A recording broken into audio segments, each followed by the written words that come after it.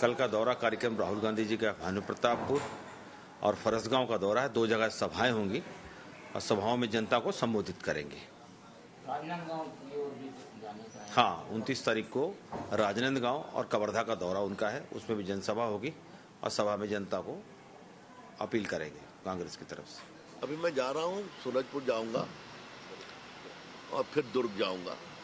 दोनों जगह नामांकन है, सभाएं हैं। कल भी मेरी 2 सभा थी, कार्यकर्ताओं की बैठक थी, लोगों से मिलना। तो छत्तीसगढ़ से मेरा बड़ा ही भावनात्मक लगाव है। मैंने पहले भी कहा था, मैं यहाँ प्रभारी भी रहा हूँ, यहाँ के कार्यकर्ताओं को जानता हूँ, स्वभाव जानता हूँ, आपको भी जानता हूँ। अच्छा लगता है आगे करके। देखिए, आप मुझे बताइए कि ईडीआईटी के नाम से कौन डरेगा? और जिसने चोरी किया उसको तो पुलिस से डरना ही चाहिए। जिसने अपार धन दौलत लोगों को लूट लाट के काला धन जमा किया है उसको ईडीआईटी से डरना चाहिए। जिसके पास इस तरीके की कोई व्यवस्था ही नहीं है उसको किस बात का डर? हम तो सारी उम्र कांग्रेस की खिलाफत करते रहे, हमारे पूर्वज भी, और हर तरीके की प्रताड़ना सही। हम तो नहीं डरते थे, ना हमारे पूर्वज कभी डरे, क्योंकि कुछ उल्टे काम ही नहीं है तो क्या ही ईडी कर लेगी और क्या ही आईटी कर लेगी।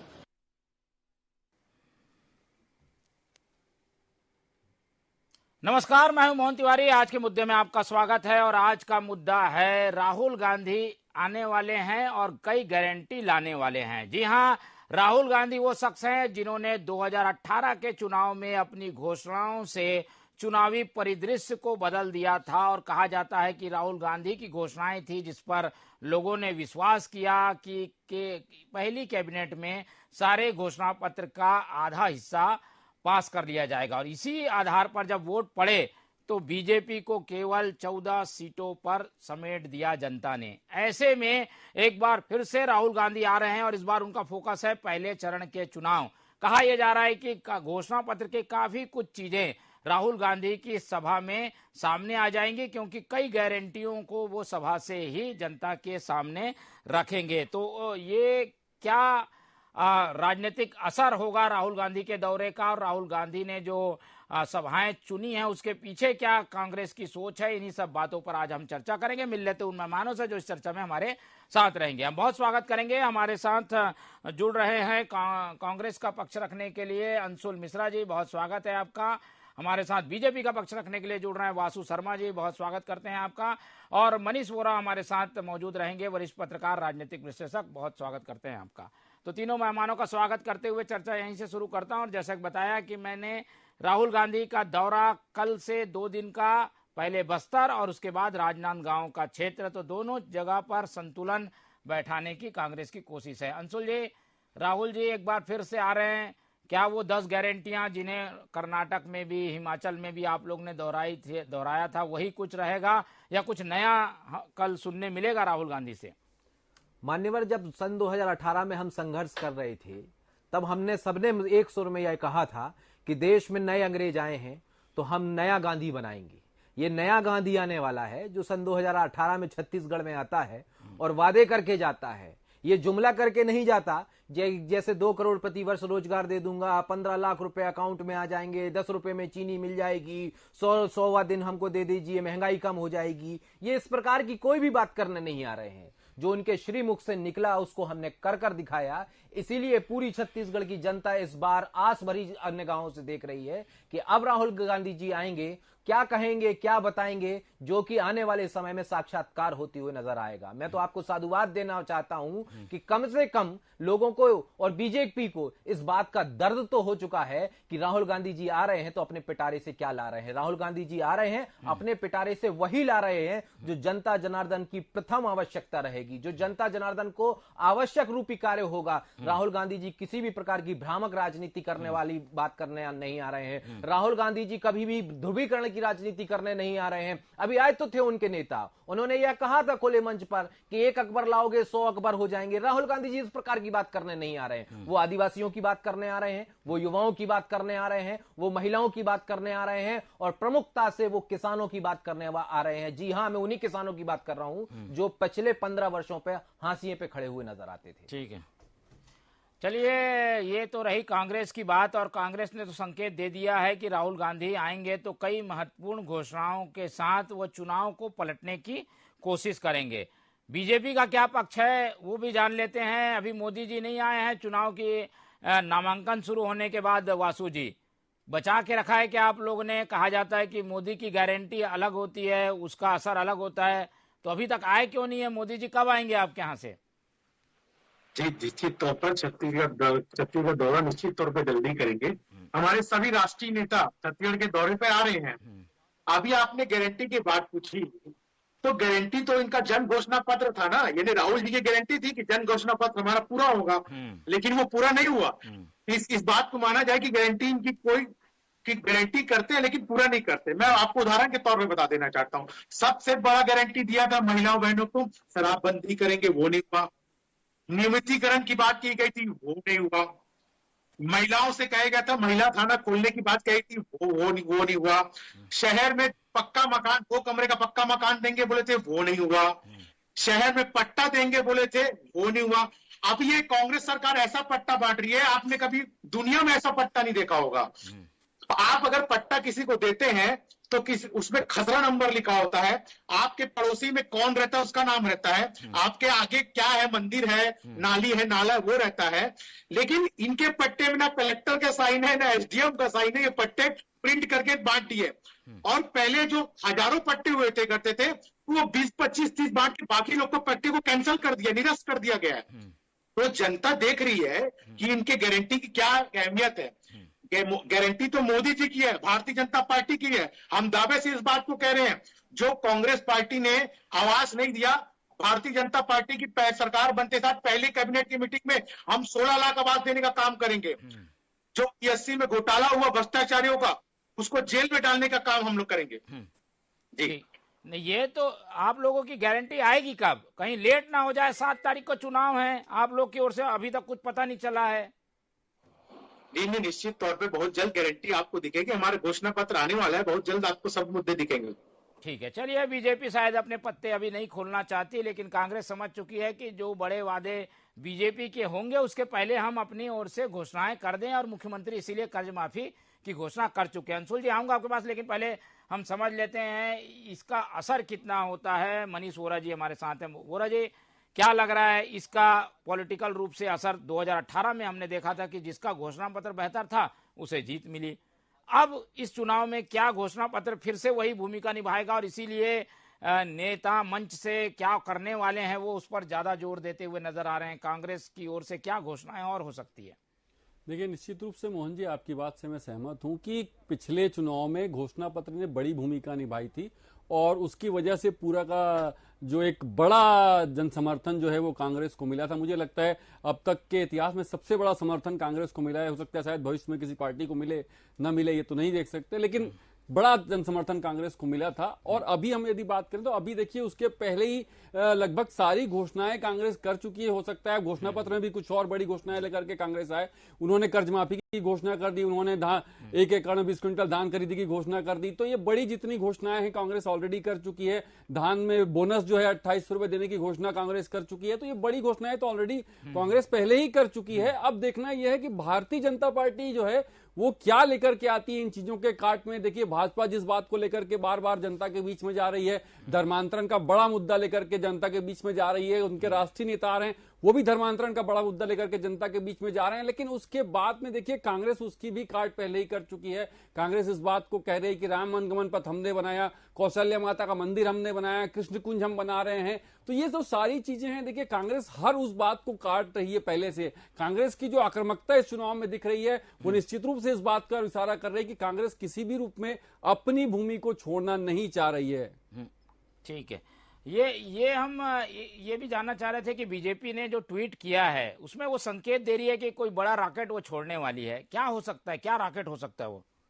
देखिए, बड़ा रॉकेट क्या लेकर के वो आते हैं ये तो आने वाले समय में पता चलेगा। क्योंकि देखिए, जो बड़ी चीजें होनी चाहिए थी, किसानों को लेकर के जो बड़े घोषणा हो सकती थी वो ऑलरेडी कांग्रेस कर चुकी है। और भारतीय जनता पार्टी इन्हीं चीजों को लेकर के पिछली बार जो है बैकफुट पर चली गई थी। लेकिन आज की डेट में भाजपा क्या बड़ा रॉकेट लेकर के आती है ये निश्चित रूप से देखने वाली बात है। क्योंकि वो सारी चीजें जो जनता को सीधे तौर पर प्रभावित कर सकती है, चाहे वो मकानों को लेकर के, प्रधानमंत्री आवास को लेकर के भारतीय जनता पार्टी ने एक बड़ा आंदोलन छत्तीसगढ़ में खड़ा किया था, उसकी काट के तौर पे ऑलरेडी जो है 25-25 हजार रुपए लोगों के खाते में जा चुके हैं। तो ऐसा क्या बड़ी चीज लेके आ सकती है भारतीय जनता पार्टी, ये देखने वाला होगा कि क्या बड़ी चीजें लाती है। जो भी चीजें हम देख रहे हैं, धर्मांतरण का मुद्दा हो, चाहे वो हिंदुत्व की बात हो, चाहे और भी चीजें हैं, वो सारी चीजें ऑलरेडी कांग्रेस उसके कार्ड के रूप में पहले ही मैदान में खड़ी है। ठीक है, चलिए वासु शर्मा जी से समझ लेते हैं। वासु जी, कांग्रेस के पिटारे में तो 4 गारंटी निकल चुकी है, जातिगत जनगणना, आवास की घोषणा 18 लाख,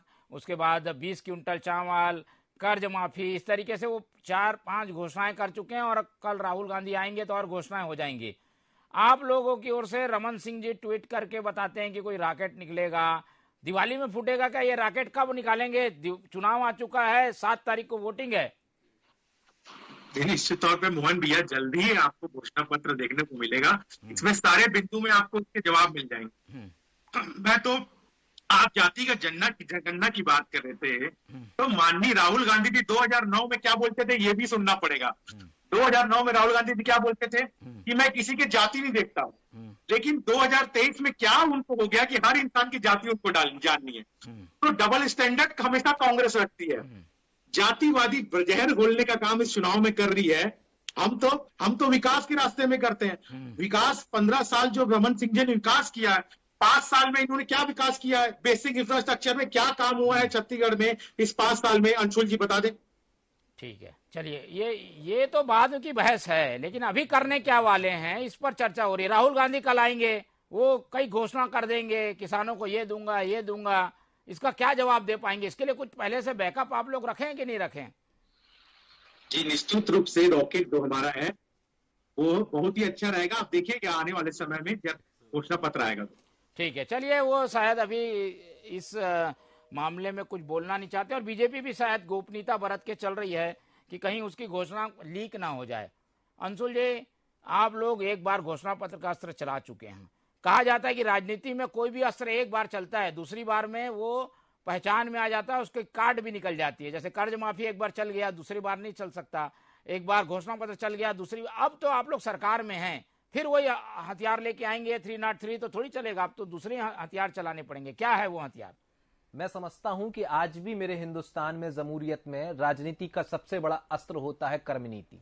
अगर आप साफ दिल से पाक तरीके से किसी भी कर्म को करते जाते हैं तो जनता जनार्दन अपने आप आपसे जुड़ती जाती है। और जिस प्रकार से पिछली बार हमें मैंडेट दिया था, उससे कई ज्यादा मैंडेट देने वाली है, ये मैं आपको वादे और दावे के साथ कहना चाहता हूं। अभी आपने एक प्रश्न उठाया कि शायद वो अपने पत्ते खोलना नहीं चाहती बीजेपी। वो बिल्कुल नहीं खोलना चाहती, क्योंकि उनको पता है कि उनके पत्तों के पीछे जो है वो जोकर ही निकलने वाले हैं। अभी आपने उनसे पूछा कि कौन सा रॉकेट निकलने वाला है, तो मैं समझता हूं कि वो कोई रॉकेट वॉकेट निकलने वाला नहीं है। हाँ, हो सकता है मोदी जी बहुत बड़ा झूठ बोलने में बहुत आगे होते हैं, तो हो सकता है कि हमारे रायपुर को फिर से नया कोयटो बनाने की कोशिश कर दें, भिलाई को पता नहीं कोई और सा अमेरिका का शहर बनाने का प्रयास कर लें। इस प्रकार के रॉकेट निकालने के लिए वो तैयार रहेंगे और इस प्रकार के रॉकेट सुनने के लिए भी हमारी छत्तीसगढ़ की जनता जो है वो तैयार है, क्योंकि रॉकेट के नाम से छत्तीसगढ़ की जनता बहुत अच्छे से जान चुकी है कि इन्होंने ही तो कहा था कि 2 करोड़ प्रतिवर्ष रोजगार देंगे, इन्होंने तो कहा था कि सन 2022 तक किसानों की आय दुगनी कर देंगे,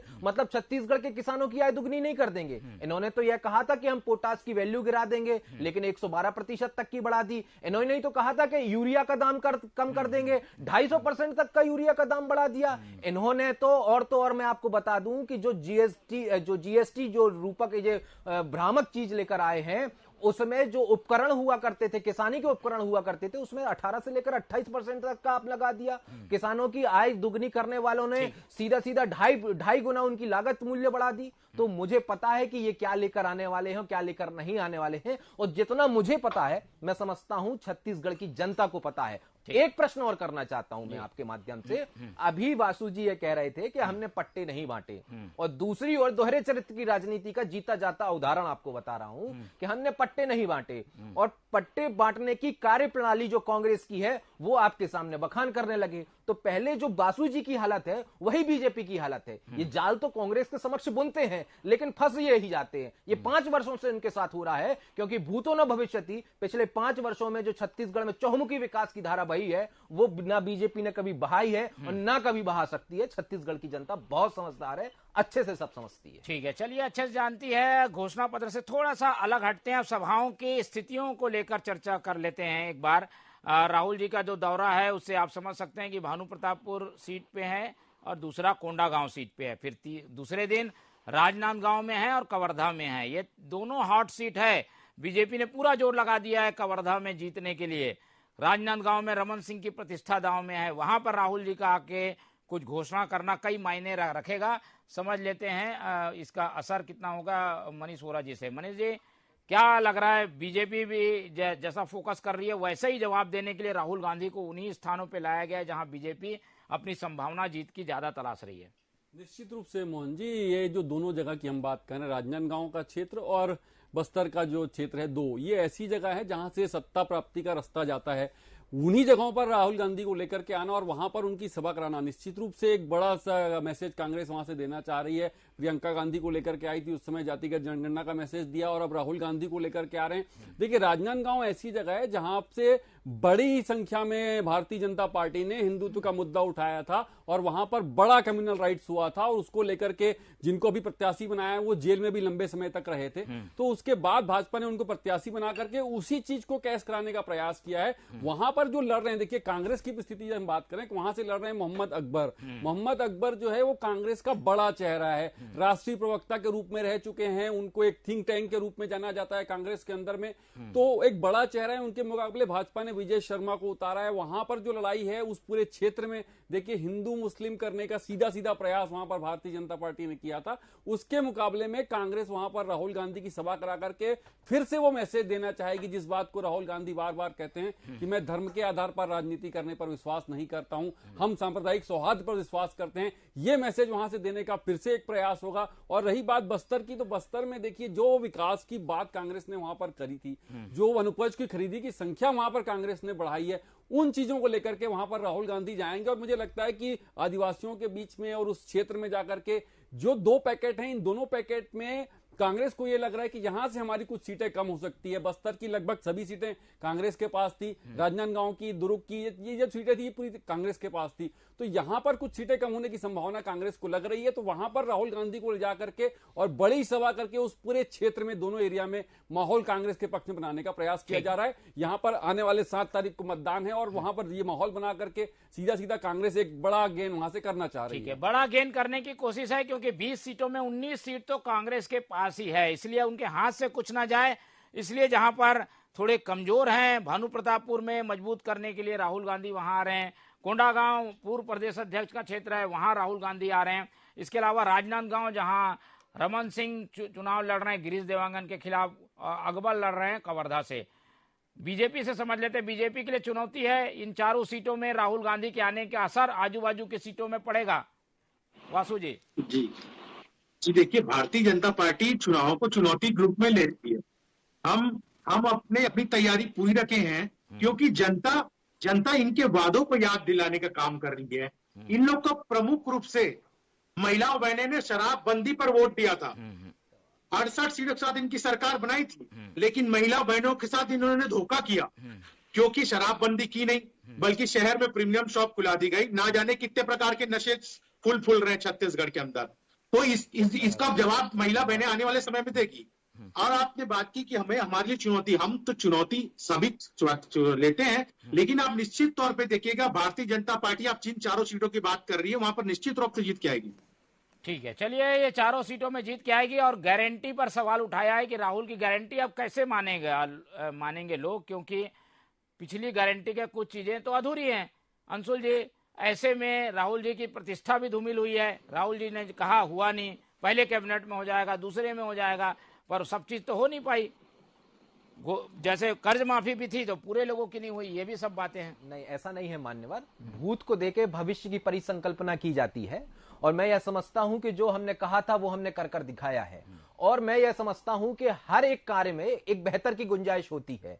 तो जो अगर थोड़ा बहुत छूट चुका है उसे हम बेहतरी के साथ आने वाले कैबिनेट में कर देंगे, ये जनता भी समझती है। लेकिन ये जो शराबबंदी का सगुफा गढ़ रहे हैं, शराबबंदी कर रहे हैं, तो मैं तो इनसे यह पूछना चाहता हूं कि खुले मंच पर किस व्यक्ति ने खड़े होकर कहा था कि मुझे अपनी सत्ता भी गंवाना पड़े लेकिन आने वाले समय में मैं शराबबंदी कर दूंगा। जब सन 2018 में हमें सरकार प्राप्त होती है तो गोवा के बाद छत्तीसगढ़ दूसरे स्थान पर था मान्यवर शराब खपती के मामले में। आज 17वें स्थान पर है। ये हमारा कर्म है क्योंकि हम कर्म नीति पर भरोसा करते हैं। और तीसरी बात आपको मैं बता देना चाहता हूं कि जो कहते हैं हमने प्रीमियम शॉप खोली है, तो इनको पता हो जाना चाहिए कि उसका रेवेन्यू जो है वो 6000 करोड़ का हो गया है। और साथ ही साथ मैं वही उसी का जवाब दे रहा हूं। रेवेन्यू अगर 6000 करोड़ का हमने किया है, साथ ही साथ 100 से 125 दुकानों को हमने बंद कर दिया है। इसका मतलब ये हुआ है कि छत्तीसगढ़ में शराब की खपती और शराब की महंगाई बढ़ी है, चलिए ना कि पेट्रोल की। सब बोलना चाहते हैं इस विषय में। कांग्रेस इसमें जस्टिफाई कैसे करेगी?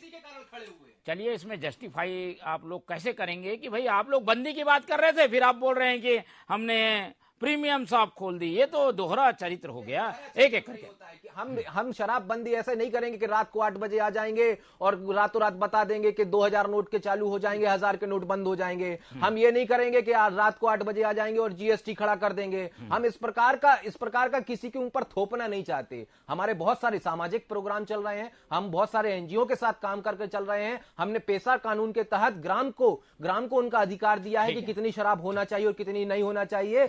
जो कर सकते हैं हम वो कर रहे हैं। आप भी रहेंगे और मैं भी रहूंगा। आने वाले वक्त में शराब दुकानें तो खुली रहेंगी लेकिन वहां पर पीने वाला कोई नहीं होगा। हम इस नीति। चलिए, आंशिक घोषणा पत्र पूरा हुआ, ये कुल मिलाकर कहना चाहते हैं। लेकिन दोनों हमारे जो पैनलिस्ट बैठे हुए हैं वो कुछ ना कुछ इस पे टिप्पणी करेंगे। वोरा जी, पहले आप।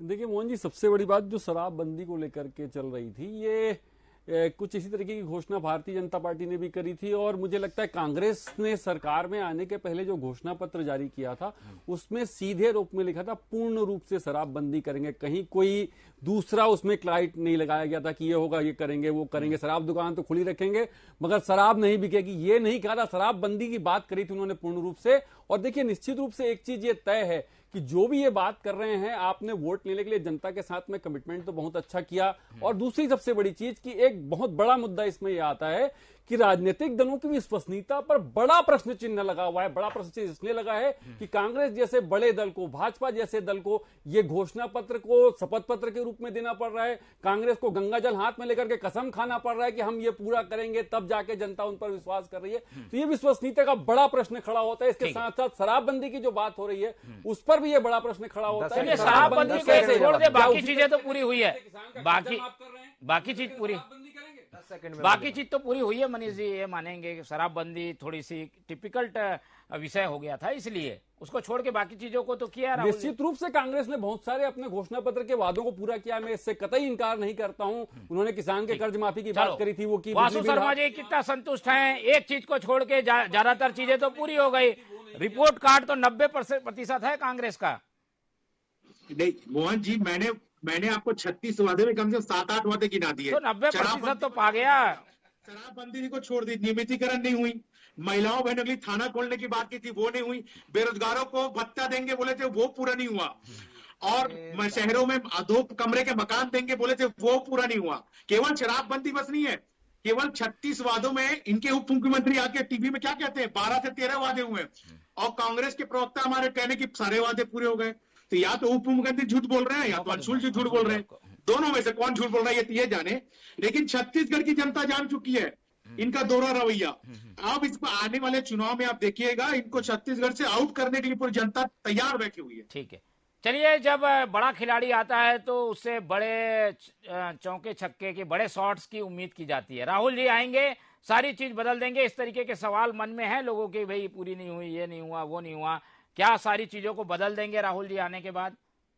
वासु शर्मा जी जब बीजेपी के प्रवक्ता की भूमिका में बैठे थे तो मुझे उनके वक्तव्य से ये लग रहा था कि वो कांग्रेस की प्रवक्ता की भूमिका में बैठे हैं। इन्होंने कहा बेरोजगारों को बेरोजगारी भत्ता नहीं मिला। हाँ, बिल्कुल नहीं मिला, क्योंकि रमन सिंह जी ने कहा था मान्यवर के 500 रुपए बेरोजगारी भत्ता हम देंगे, लेकिन आज तक नहीं मिला। हम दे रहे हैं। हमने लिखा था नहीं लिखा था वो अलग बात है, लेकिन आज दिनांक में हम दे रहे हैं। और तीसरी बात, मैंने आपको स्पष्ट रूप से यह बता दिया कि हर कार्य में बेहतर की गुंजाइश होती है। और इन्होंने कहा अभी वरिष्ठ पत्रकार महोदय ने कि इन्हें शपथ पत्र दायर क्यों करना पड़ता है। मान्यवर, जब एक मछली आती है ना तो पूरे तालाब को गंदा कर देती है। जब 9 साल पहले एक मछली आई थी जो बड़ा बड़ा शगुफा गढ़ी थी, 2 करोड़ वर्ष से लेकर, और पता नहीं क्या क्या कहा था, स्मार्ट सिटीज बनाएंगे, स्मार्ट स्किल बनाएंगे, और गांव को गोद लिया था। बहुत बड़ी बड़ी बातें जो आपको मैं बता दूंगा तो ये सारी रात गुजर जाएगी। इसलिए हम जैसे सच्चे लोगों के लिए शपथ पत्र दायर करना पड़ता है कि हम जो कहकर आए हैं वह हम कर दिखाएंगे, और उसी के साथ 5 साल बाद जनता के बीच में जाएंगे। और जब हम 5 साल बाद भी जनता के बीच में जा रहे हैं तो इतना जन समुद्र हमें आशीर्वाद दे रहा है, इसका मतलब यह है कि जो हमने कहा था वो हमने कर दिखाया। इसीलिए राहुल गांधी जी कल आएंगे और जो कहेंगे वो कर दिखाएंगे। ये छत्तीसगढ़ का किसान पुत्र मुख्यमंत्री बना है, ये एरे गहरे नत्थु गहरे मुख्यमंत्री नहीं बने। तो गारंटी का कार्ड एक बार फिर से कांग्रेस खेलेगी, और जब राहुल गांधी आएंगे तो वो गारंटी क्या लाएंगे इस पर हमारी निगाह बनी रहेगी। हम कोशिश करके जानना चाह रहे थे कि आखिर क्या होने वाला है, लेकिन लग रहा है कि पत्ते अभी खोलना दोनों ही पार्टियों ने बाकी रखा है। राहुल जी की सभाओं से कई चीजें निकल कर आएंगे, तो एक बार फिर से इसी तरीके से चर्चा में हम बैठेंगे। फिलहाल समय कम है, इसलिए चर्चा यहीं खत्म करते हैं। अंशुल शर्मा जी हमारे साथ जुड़े, अंशुल मिश्रा जी हमारे साथ जुड़े, उनका बहुत धन्यवाद। वासु शर्मा जी हमारे साथ थे, उनका धन्यवाद। और मनीष वोरा जी ने समय दिया, उनका भी बहुत धन्यवाद। तो तीनों मेहमानों का धन्यवाद करते हुए इस चर्चा को आज हम यहीं खत्म करते हैं, और आप लोग से उम्मीद रखते हैं कि आप लोग देखते रहिए TV 24। मुझे दीजिए इजाजत, नमस्कार।